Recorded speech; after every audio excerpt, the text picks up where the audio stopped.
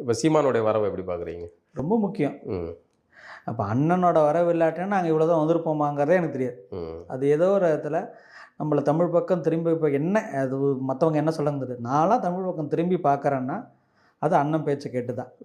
ஆரம்பத்தில் கேட்க ஆரம்பித்தது வந்து அதை வந்து குறை கண்டுபிடிக்கிறதுக்கும் நக்கல் நையாண்டி செய்கிறதுக்கும் திராவிட மூலைகளோட அப்படி தானே இருந்தோம். அப்போ வந்து தொடர்ச்சியாக அடிச்சுக்கிட்டே இருந்து ஏதோ ஒரு கட்டத்தில் அவரை எள்ளி நகையாடி நிறுத்திட்டு கேட்க ஆரம்பிச்சிட்டோம். என்னமோ சொல்கிறாங்க, ஏதோ சொல்கிறாங்க, இது சொல்கிறது ரைட்டாக இருக்கிற மாதிரி இருக்கு. இப்போ வந்து பேச்சுக்கு முன்னாடியே போட்டால் ஸ்பீச் அப்படின்னு அந்த ஒரு பட்டியல் இருப்பார். அதை பார்த்து சிரிச்சிருக்கோம். நான் சிரிச்சிருக்கேன்.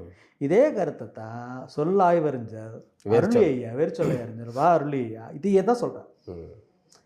அவன் குளூரில் உள்ளவனுக்கு வாயை திறந்து பேச முடியாமல் அந்த சத்தத்தோடு தான் அவன் அதை சொல்கிறான். அப்படின்னு எஸ் வடிவில் உள்ளது மட்டும் அகராதியில் பருமனாக இருக்கும். அதில் பெரும்பாலும் தமிழ்ச்சொல் தான் இருக்குங்கிற இந்த பட்டியலை அவருக்கு கொடுக்குறாரு. இந்த பட்டியலும் அண்ணன் சொல்கிற பட்டியலும் ஒன்று இருக்குது. அப்போது புரிதல் இல்லாத போது எள்ளி நகையாடணும் போது அதே இது புரிதல் வரும்போது அது நம்மளே வெக்கி தலைகுனிக்கிறோம்.